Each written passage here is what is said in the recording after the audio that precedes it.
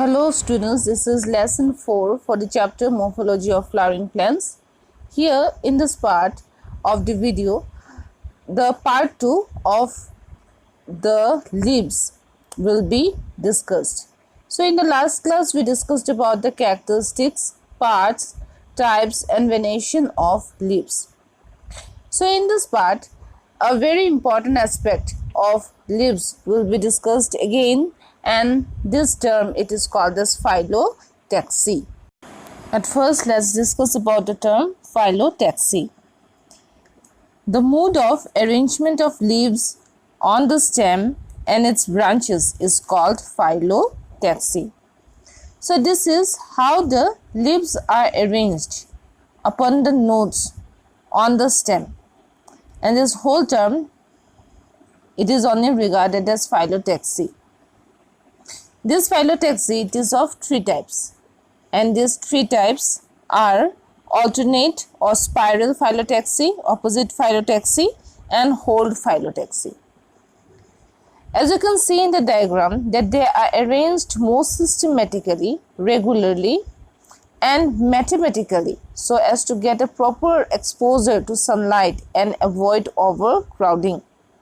Therefore, this pattern of arrangement it is very much important for a plant body to function according to its structures.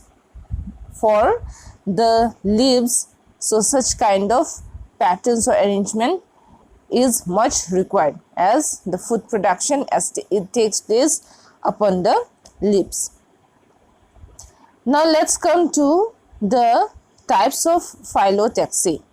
As we have seen in the diagram, the first type, that is the alternate phyllotaxy. So in case of the alternate phyllotaxy, there a single leaf is born at each node, and these leaves they are arranged in alternate manner. That is, if a leaf is born in one node on the right side, the other leaf it will be born on the next node on the left side, and in that way the whole pattern it will proceed. So such type of phyllotaxy it is called as alternate or spiral phyllotaxy, as it takes a spiral pattern, so that is why it is also called as spiral phyllotaxy. And such type of alternate phyllotaxy it is found in plants like hibiscus, mango, peepal tree, etc. Now the alternate type it can be also of different types according to their mathematical arrangement. In some it is arranged in the order of 1 by 2, that is in 2 vertical rows, which we can see in case of the family Poaceae, which is the grass or the rice family. So in some cases, so it is ranked in the order of 1 by 3, that means in 3 vertical rows, so that generally have a mathematical pattern, and this mathematical pattern it is called as Simper-Brown series. Then let's come to the next type, which is called as the opposite phyllotaxy. So in case of the opposite phyllotaxy, a pair of leaf it is born at each node opposite to each other. So this is the simple one, as from a single node 2 opposite leaves it arises. And the third one, the example for the opposite phyllotaxy are Ginea, this is an ornamental plant, then Tulsi, guava leaves, these are arranged in opposite phyllotaxy, etc. Then comes the next one, which is called as the whorled or verticillate phyllotaxy. So in case of the whorled or verticillate phyllotaxy, as the word itself says that it is whorled, that means from a single node there can arise more than 2 leaves, and they are in clusters, and therefore it is called as the whorled. So generally such type of leaves they are successive, and they can also be alternate to each other, or they can get arranged in alternate form. But here the leaves, it will be more than one at each node. So such type of arrangement of leaves, it is found in case of Nerium. Nerium, this is also an ornamental plant which flowers in yellow color, and Alistonia. So such kind of plants, they possesses the hold or verticillate phyllotaxy. Now let's discuss about the different modifications of leaves and their purposes. The first type of modification of leaf are the leaf tendrils. Tendrils are thread-like sensitive structures which can coil around the support to help the plant in climbing. So these tendrils, we got it earlier in case of the modification of stem. So same tendrils which are wiry structures or thread-like sensitive structures, but here in case it is developed from either the whole leaf or the leaf tip, or that can arise from the petiole of the leaf, so which is a part of the leaf, and therefore it is called as the leaf tendrils. And normally these tendrils, they help as the extra mechanical support to help the plant in climbing. Say for example in case of wild pea, gloriosa, clematis, grapes, etc. So all these plants, they bear leaf tendrils. Now the next modification is the leaf spines. So the leaf part becomes modified into spines in order to protect the plant from grazing animals, and also in some cases, such as for in case of xerophytic plants, it helps to prevent transpiration. When the leaves, it gets reduced to some condensed structure which are called as the spines. So this is another modification which can be seen for two purposes, such as to protect the plant and also to prevent transpiration in case of xerophytic plants. And such examples are Ziziphus, this is Bogori in Assamese, and the another one is cactus or Opuntia. The third type of modification that can be seen in case of leaves are the phyllodes. Phyllodes are flat, green, leaf-like modifications of petioles or rachis, and they are photosynthetic and xerophytic modifications to reduce transpiration. So in case of phyllodes, the petioles or the stalk of the leaves, in case of both the simple type and the compound type of leaves, there the petiole, it gets flattened more and it becomes fleshy. So these phyllodes, they are green in color as they are part of the leaf, and therefore they are photosynthetic in their functions. And also in case of some xerophytic plants, that means those plants which grows in dry condition, so they are developed in order to reduce the rate of transpiration. So it is seen in case of Australian acacia and Parkinsonia. Now there is a similar word to phyllote which we have already got it earlier, that is the phylloklade. Now the difference is there between these two types. Phylloklade, that is the modification of the stem, and phyllote, that is the modification of the leaf. So in case of phylloklade, as it is part of the stem, we find nodes and internodes, but in case of phyllote, there are no nodes and internodes, and it is just simply the petiole or the rachis of the leaf, and it does not bear any kind of leaves and flowers as well. The fourth modifications of leaves are the insect catching leaves. So this is a very special characteristics of leaf in all the carnivorous plants. And such insect catching leaves, they bears bladders and the pitchers, or where the leaves, it get modified into bladders or pitchers. So bladders occurs in the aquatic carnivorous plants, where the leaf segments are modified to form small bladders, such as in case of bladderwort or utricularia. So in case of this, as you have seen in the diagram, that there are small pocket-like structures along with the other leaves. And these pocket-like structures or bag-like structures, they are the modification of the whole leaf, where they modify to form that bag in order to catch the insect for the purpose of their nutrition. So that is bladder warts. And the next one, that is a very common one, which is found in case of the pichu plant. So in case of Nepenthes, which is the scientific name for pichu plant, the leaves are modified into pitcher to catch and digest the insects. So in case of the pichu plant also, but here it is not like that of a bladder or bag-like structure. Here it takes the shape of a vessel. As you can see in the diagram, that it has taken the shape of a vessel. And here in case of this, the tip part of the leaf or the petiole of the leaf, so that gets modified to form the pitcher.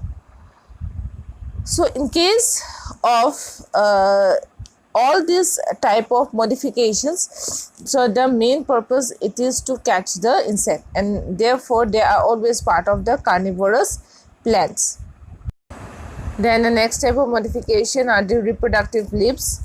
So some plants such as Bryophyllum, which in Assamese we call it as the Duportenga, Kalanchi, etc., helps in vegetative reproduction through leaf buds that develops on the leaf margin. So when these leaf buds gets detached from the parent leaf and falls on ground, so that develops adventitious roots and it develops into a new plant body. So such kind of leaves, they are called as the reproductive leaves. Then after that it comes the cataphyls. The cataphyls, they are either dry and papery or fleshy leaves which do not take part in photosynthesis but mainly are protective in function. So here we do not find them to be green in color, as in case of the fleshy part in case of onion. So the base of the onion which becomes fleshy, but it is non-green in color. And also the cataphyls, it is found in case of some parts where, or in case of some leaf buds where the leaf color at first it becomes brown in color, as you can see in the diagram. So all such leaf-like structures, but they are non-green in color, or it can be either dry or fleshy. So those are only called as the cataphyls, and their main function it is only for the purpose of protection.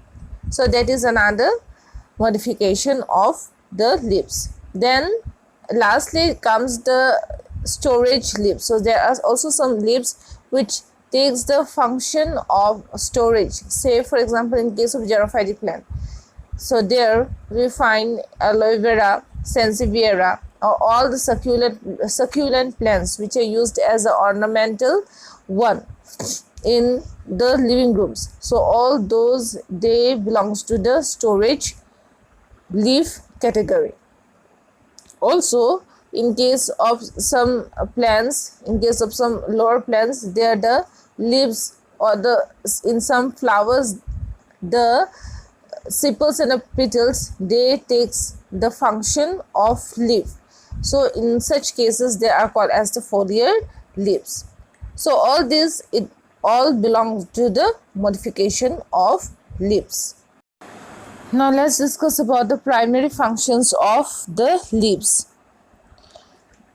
So there are a few primary functions of leaves, and mainly the first comes the synthesis of organic food, which is by the process of photosynthesis. So we know that a very important process it takes place in the leaves because of the presence of a chloropigment which is called as the chlorophyll pigment in the cells of leaves.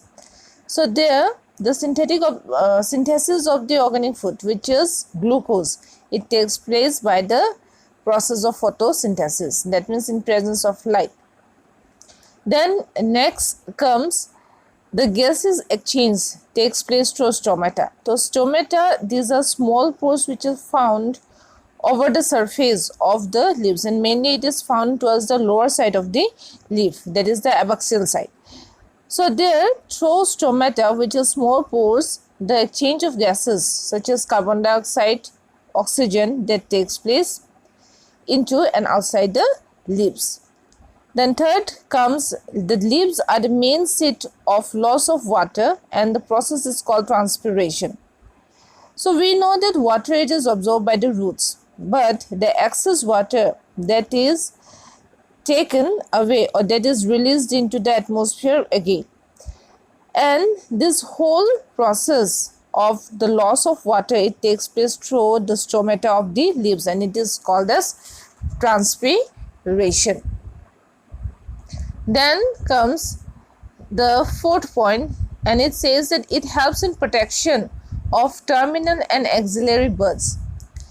So terminal and axillary buds, so these are the portions of the stem where the leaf, it helps in protection of the terminal and the axillary bud.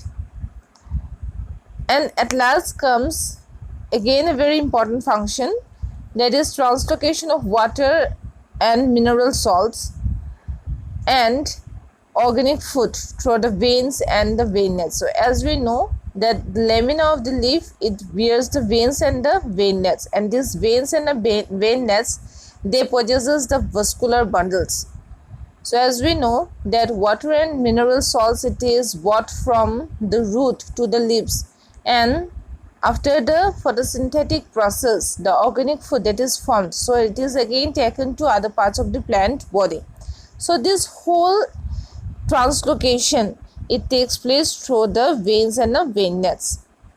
So these are the few primary functions of the leaves. Now let's come to the secondary functions. Then comes the secondary functions of leaves.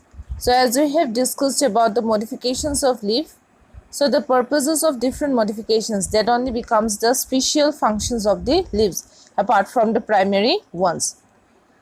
So these are that it helps in storage of food in succulent plants, that means those plants which lives in xerophytic condition or in less water condition, such as the leaves of aloe vera, kalanchoe, sansevieria, etc. Also, the leaves in aquatic plants like Eichhornia, Trappa, etc., it stores air, and which helps them in floating.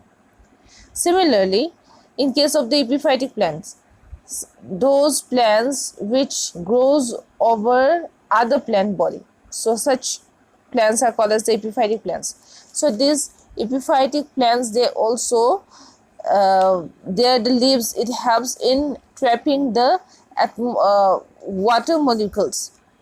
So in that case also it helps in the process of storage. Then next comes for protection. So it helps in protection where leaves gets modified into spines or phyllodes to reduce the rate of transpiration in case of xerophytic plants. So we know the function of spines. So it generally helps them during to protect them from the grazing animals. But in case of phyllodes also, so it helps in protection. How it protects how it helps in protection, that is by reducing the rate of transpiration. As we know that normal leaves, they transpire through the process of stomata, but in case of those xerophytic plants, the transpiration that can become an evil for them, and to prevent that, the phyllodes, they are developed, and that is why it is said that phyllodes are there to reduce the rate of transpiration. The next comes that it helps to provide extra mechanical support, that is through the formation of tendril, through which the plant body it can climb. And lastly it comes, it is that it helps in vegetative reproduction or vegetative propagation, as in case of bryophyllum. So all these are some characters of different types of leaves that we have studied till now.